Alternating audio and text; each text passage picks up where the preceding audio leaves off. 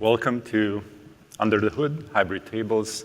So this is an Under the Hood Hybrid Tables, which, as the name says, is going to be full of detail. So it's going to skew towards the geeky side of the audience.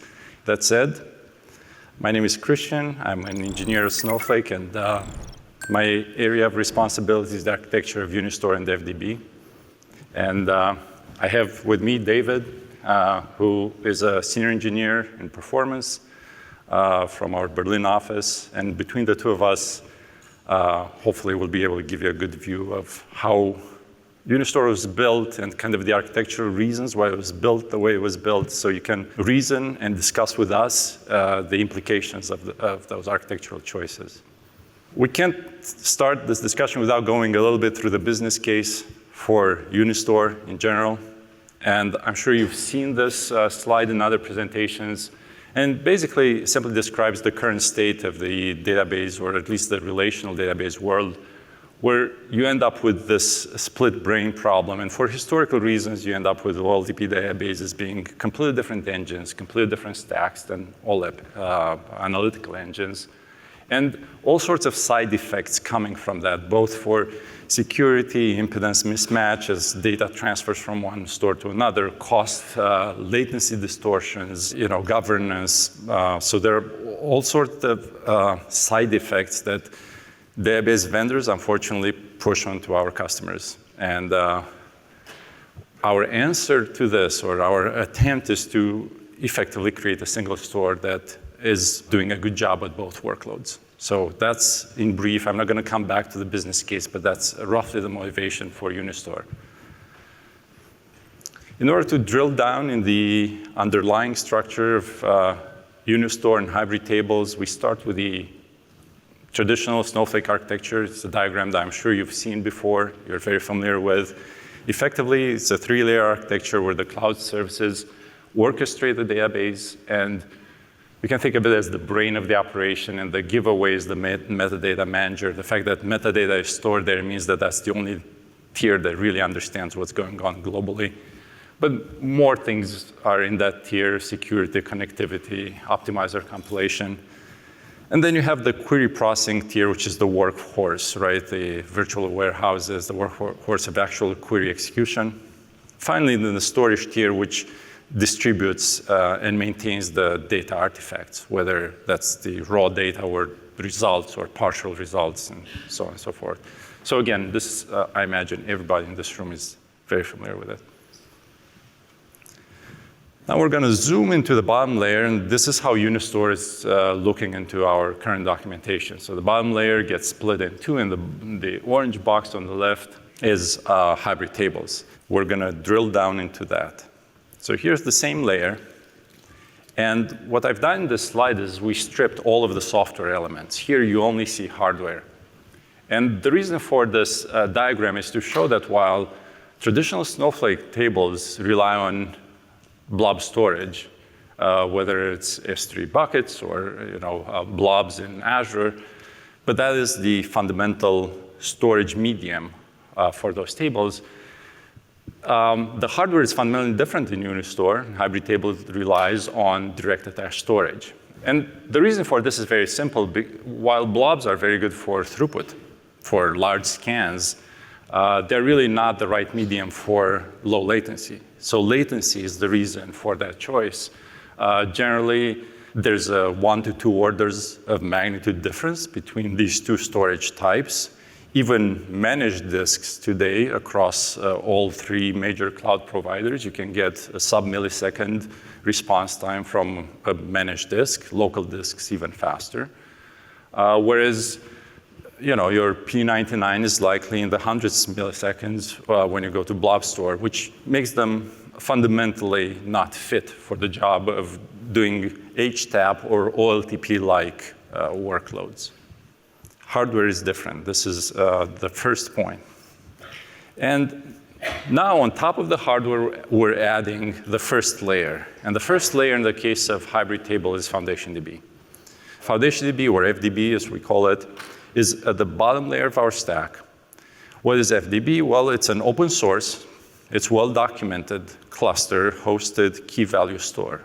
And the fact that it's well documented is important. You can go now online and actually see the documentation. It's quite good, and you can check me in real time. What I say is accurate.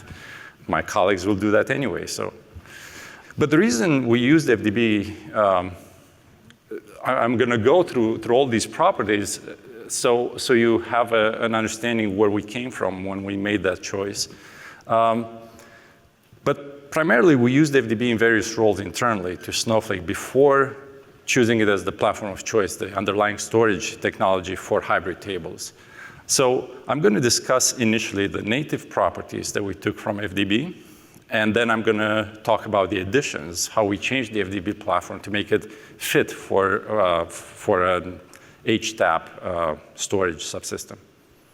One of the main reasons we picked FDB as the underlying technology is because it is a reliable data store. By the time we started using Unistore, we had a good history, like I said, in-house of using FDB, but there were other tier 1 data companies that were using FDB in large deployments. And consistently, the story that came out of these use cases, real-life use cases, was one of good reliability. I have a little anecdote. FDB was released in the 2012-2013 timeframe, so it's more than a decade-old technology. But its claim to fame when it came to market was testability.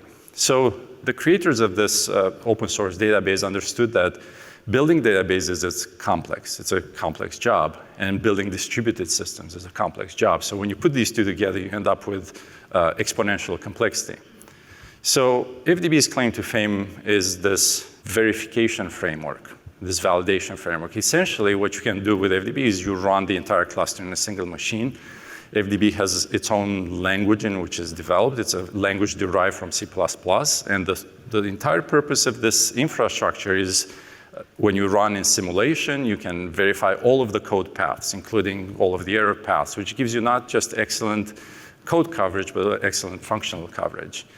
To the point where when I onboarded on Snowflake and on FDB, multiple senior engineers were telling me how we have not seen corruption in production due to this technology, which for me as a database engineer was very satisfying because it's very rare that you see this arc from idea to its realization so explicit and quite successful.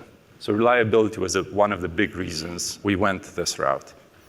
Right next to reliability, availability, has to be, what I call out as one of the reasons we selected this. Again, it wasn't a cloud-native database, but it was a clustered native database, meaning that availability with distribution of multiple replicas was built in, was part of the package.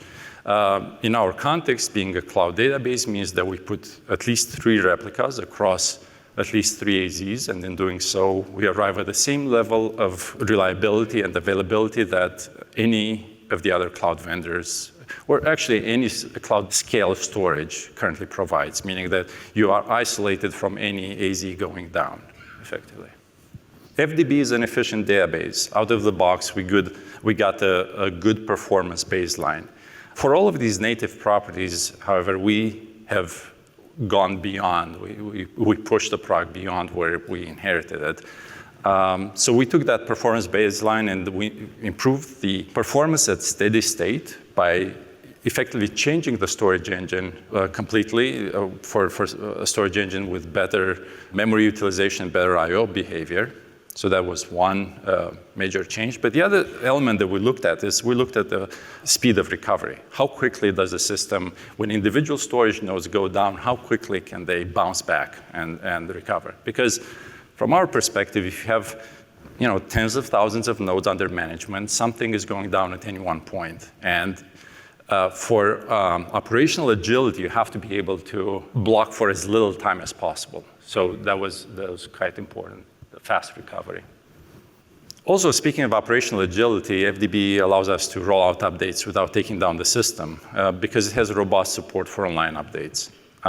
This is important, again, when you have a large property of storage nodes. There is no one bit that you can flip and change the version from one to another. We roll out versions quite frequently. So a system that doesn't understand heterogeneous versions within a set of hardware, within a cluster, is simply not tenable. So FDB had that understanding of the need to support multiple versions.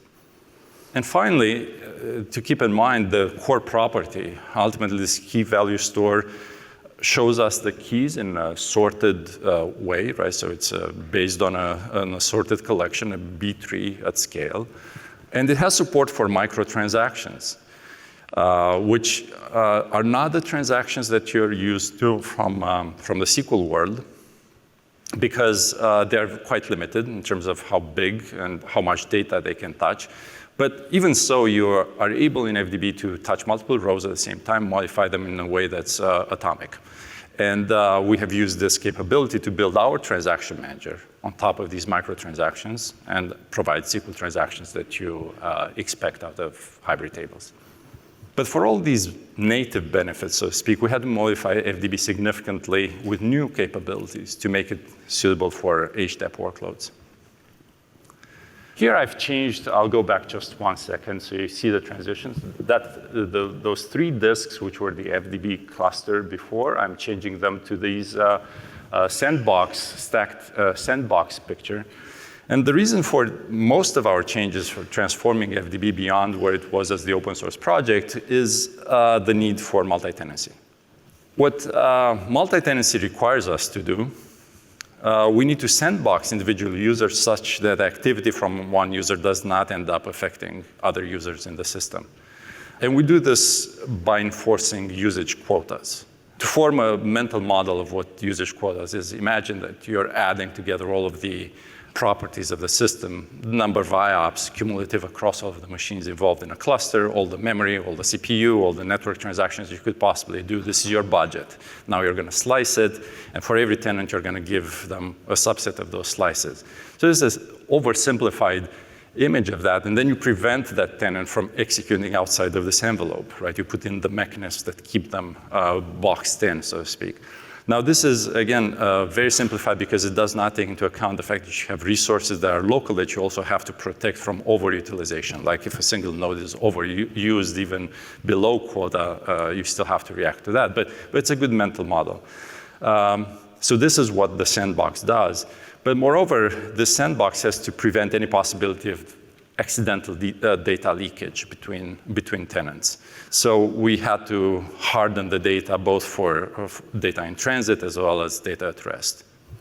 Then we added this continuous backup function out of FDB. So you can see the blob storage that I drew below the orange box with the 2 arrows. This represents, at least the outgoing arrow represents the continuous backup. What is this continuous backup? Basically, as data changes in FDB, we're taking the old data that has been modified, and we're moving it out to blob storage. And it has a symmetry with what you see in the traditional Snowflake tables. But what this does is effectively creates a historical record, and we use this for functionality such as clone database as of, or as of querying, right? When you go back in time and you want to see the data as it was at a particular point in time. But again, the mental model here is that the FDB cluster holds the fresh data while the blobs hold historical data. And this is quite a significant change from the way FDB operates in the open source version. The layers above FDB will use the same representation of the data that we use for backup for things like, I already mentioned, historical as of querying, clone as of, but also adaptive querying, where you have a query that's point lookup on current data. It would go to the key value store, to the hardware that's attached to NVMe drives. Whereas if you have large scans, it's going to use the same logic for which we're using blobs in the traditional Snowflake tables. Is going to go after the backup format, and it's going to extract the data from there, the answer from that type of storage. So adaptive querying is derived from the same information that we use for continuous backup. Moreover, we use the same logic or the same capability for native bulk load. And here's one way to think of native bulk load is OLTP, operational databases, have trouble with bulk operations. Why? It's because those engines are built for small operation, very discrete, fast transactions. So all of the mechanisms, if you think about it, you have a log manager, which is very discrete. You have one small record for every modification in the database. Lock manager, you have one lock for every row that you touch. Well, what happens if I come with a bulk load that's, hundreds of millions of rows? Well, you have to take locks on all those 100 millions of rows. So basically, bringing data on the top of the funnel for transactional databases is a big problem. So because we were trying to build an HTAP system where ETL is a fact of life, we thought of building bulk load natively by using the same capability that we had from backup restore and from adaptive querying, in effect inverting the direction of backup. So if you bring the files in the same format at the bottom of the stack, we implemented loading them in the engine. And that operation can be done without discrete micro optimizations like OLTP does. It's done in parallel, and it's quite fast. The other space where we had to change quite a few things is in the control plane, because offering a database as a service means that we need to react, we need our clusters to be a lot more elastic than you would if you manage the database internally for internal workload, because you end up with very unpredictable dynamic capacity fluctuations in a cloud, in a public cloud. So we had to improve, facelift the control plane such that we can grow and shrink clusters. We can move tenants. We can rebalance utilization runtime. And we have to do all of this without end user downtime. Right? So all of these are new capabilities. And finally, we've invested a significant amount of time in what we call quality of service. What does quality of service mean in that context? In our context, it means the effort to reduce the variance between the best client interaction and the worst client interaction. And one example here would be your experience when you commit a transaction. And when we started this project, you would see our P99, which is to say a 1 in 100 transactions, be 10 to 30 times slower than the average transaction. So the variance quite wide. So the entire quality of service effort is across multiple dimensions, of which commit is one example, is to reduce that variance. And we can see now that effort paying off. Right now, we're about 3 to 5 times variation. So we shrunk that variation quite a bit. And this is a continuous process. It doesn't end here. It will continue such that quality of service is something that is perceived as predictable throughout the entire utilization.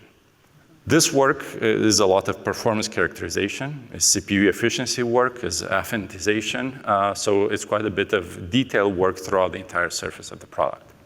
And now I'm going to invite David to walk you up the stack. FDB is almost behind us.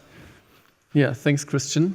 So Christian has talked about how we transformed FDB to become this powerful basis that powers hybrid tables here at the bottom.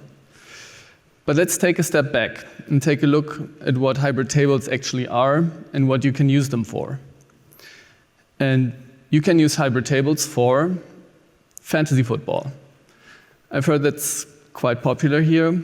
We have something similar in Germany actually, but with soccer, of course.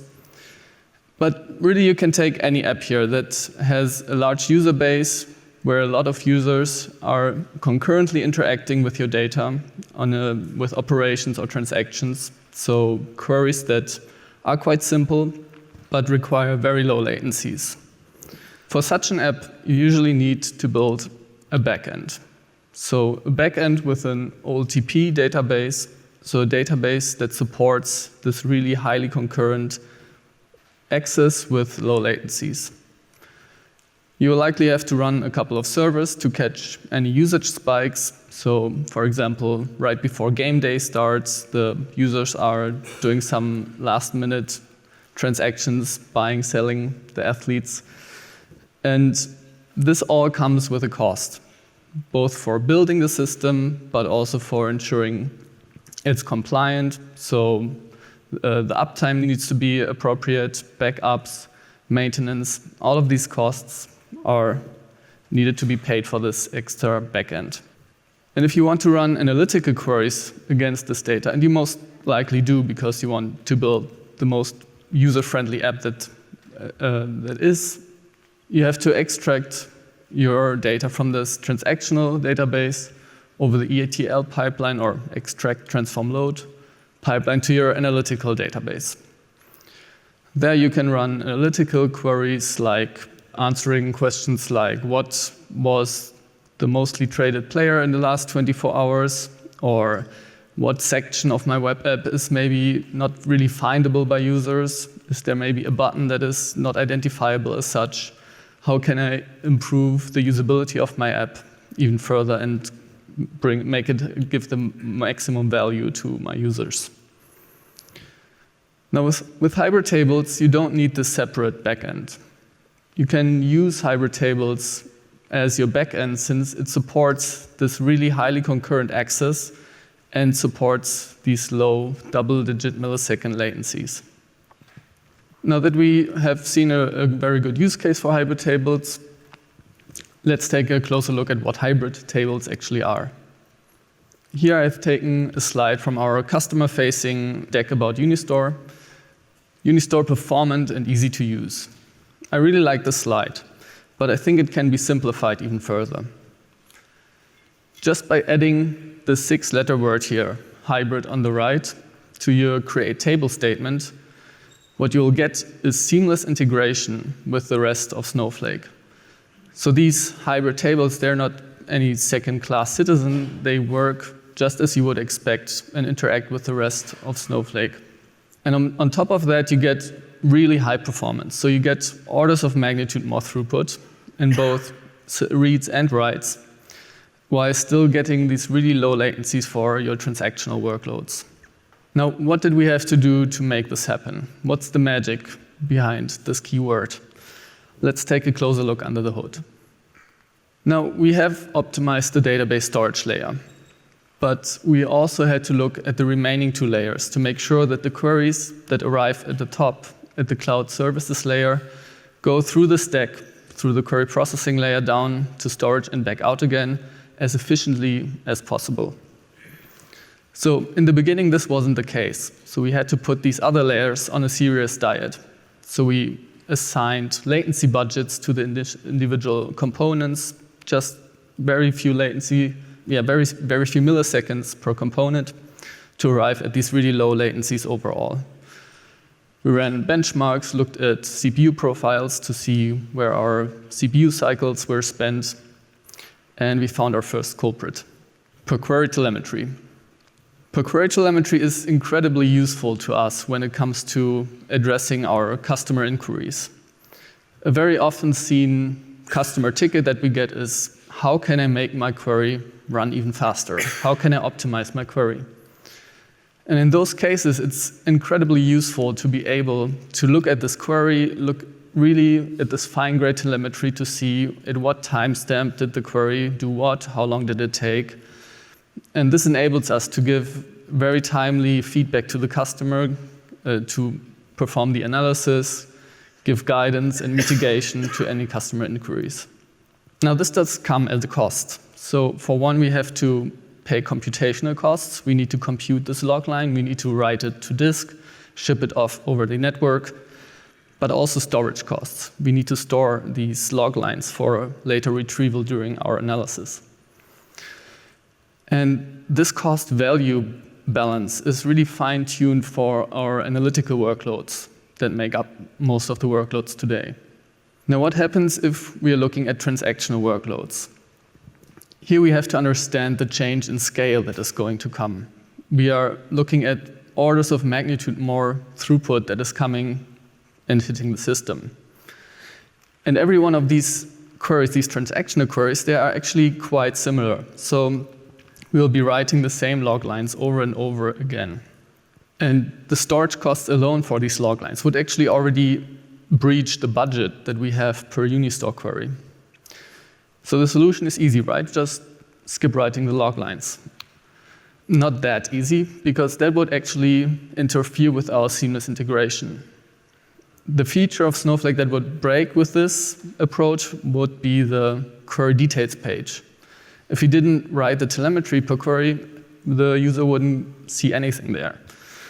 So we had to get a bit, we had to solve this problem by asynchronously exporting this telemetry and getting it to the user maybe a few seconds delayed, but still in a way that it doesn't impact the per query latency as much. We also went through all the log lines in the system and really pruned them, looked at which log lines can be combined. So actually all queries across Snowflake are benefiting from this change, not just the ones that run on hybrid tables. Another example, and here we actually get to the FDB metadata store. These were the large-scale FDB deployments that Christian talked about, that Snowflake is already running since longer than hybrid tables exist.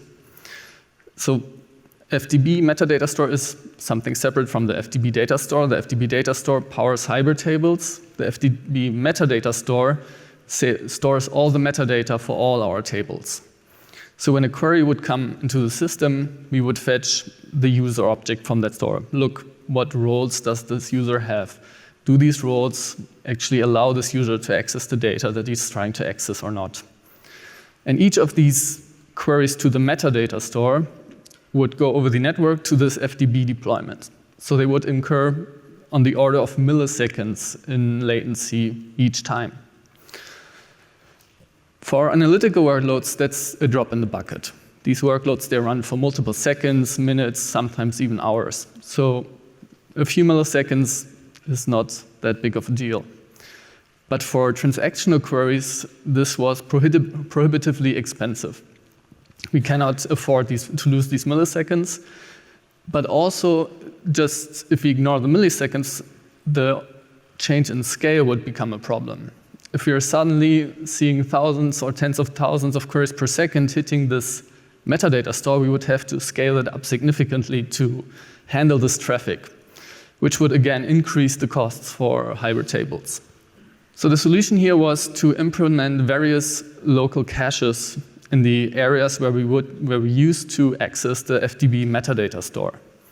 So these caches infrequently update the data from the FDB deployment, but for these thousands and tens of thousands of queries per second that hit this cache and usually actually query the same object over and over again, because the transactional queries, they may be hitting the same table, they're all going to the in-memory cache now. So we're talking on the order of nanoseconds now, not milliseconds. And again, all of the queries running on Snowflake are benefiting from this change, not just hybrid tables. But it was essential to have this implemented for hybrid tables to reach these low latencies. Now we've talked a lot about optimizations on the service layer or the brain of Snowflake. Let's take a look at the execution platform layer, so also called the muscle of Snowflake, with the last example that we'll look at and how we optimize that. One prerequisite or one assumption for analytical queries that is actually true for them is that most of the work, so 99% of the work is happening on the execution platform layer. So these are the warehouses that our customers pay for, and they are downloading huge files, highly parallelized, scanning them, computing the results or joins, and then returning that to the user. So for analytical workloads that are quite complex, most of the work is being done here. And one design decision that was made early on is to isolate these queries or ensure isolation by having each query run in their own process. So you would spin up a process, execute the query, so fetch the query plan, do the work, and then return the results to the user. Now, what happens if you're suddenly getting orders of magnitude more queries through this warehouse, but every query is also doing much less work? So instead of scanning these huge files, they're now just updating a key in a key value store or fetching a key. Well, the symptoms that we saw in our experiments was incredibly elevated system CPU utilization. And for context, system CPU utilization should be in the low single-digit % of your overall CPU utilization in general. Because system CPU means you're spending CPU cycles to manage these system resources. So memory, processes, threads. Every time your program goes to the operating system to request such a resource, you're spending cycles in system CPU. Now, the mitigation for this issue is already in the title. We need to reuse these processes. Now, what this picture doesn't convey is that this change would actually affect a very broad area of the code base, because this would change a really basic underlying assumption, which is every process only runs one query. So there would be no need to clean up any state or reset any state after executing the query, because the process would be relinquished to the system. But we were able to revamp our process model to allow for execution of more than one query in the process, while still ensuring isolation. So we optimized the muscle of Snowflake to not just lift these heavy workloads, but also lift a lot of really tiny workloads really efficiently. So these three examples that I just shown, they were maybe responsible for these really big chunks here that we took out of our latency. But I didn't mention all the other smaller projects that maybe shaved off 1% of CPU utilization here or a millisecond there. In total, we were able to improve our latency by over a factor of 10 and improve our throughput by several orders of magnitude. But the performance improvements in the code, they were not the only changes that we had to make in the organization. My team was actually mostly involved with developing these new performance testing tools. That was incredibly important because we used to measure the performance of analytical workloads, which are really big, complex queries, and try to optimize them to make a 10-minute query maybe take 5 minutes or less, would be very valuable to our customer. And also our regression test would test that we don't regress this performance. But now with hybrid tables, we would have to look at how the system performs under highly concurrent workloads. So thousands or tens of thousands of queries running at the same time per second. We had to not just build these tools, but also implement automation, processes around them, educate the engineers how to interact with these tools. And the second part that I was already alluding to during the examples that I showed is around observability. So during the query telemetry example, I already said we are dealing here with a different type of workload, and we need to build an observability model that is compatible with these hybrid workloads. So we need to be very mindful of which metrics we show and aggregate to the user, at what frequency and what granularity it makes sense to aggregate these metrics depending on whether we are looking at an analytical or a hybrid workload. And lastly, we had to stress test our production systems. Before we hand over this really powerful tool that is hybrid tables, we need to make sure that our systems that are already running our customer workloads are up to the task. And even if you're 99% sure that nothing goes wrong, and nothing did go wrong in the end, it's still a pretty sweaty palms-inducing activity for even the most seasoned engineers to push your production system to limits that were never before been reached. Now we're almost at the end of the talk. If there's one thing I want you to take away, it's pretty much on the slide. Unistore performant and easy to use. By adding this one keyword to your create table statement, you get seamless integration with the rest of Snowflake, and you get this really high performance for transactional workloads. You can use hybrid tables as the backend for your apps. Let's take a final look into the near future of Unistore. So GA is planned for this year on AWS, and one of our main concerns or areas we work on is price performance. We need to improve price performance to stay competitive in the market. Performance and cost reductions are almost the same thing. They usually map to each other. If we're able to improve the performance of the product by allowing significantly more throughput through the same hardware, we can offer the cost reductions to our customer while also offering them an upgrade if they need more throughput. So it's a win-win situation.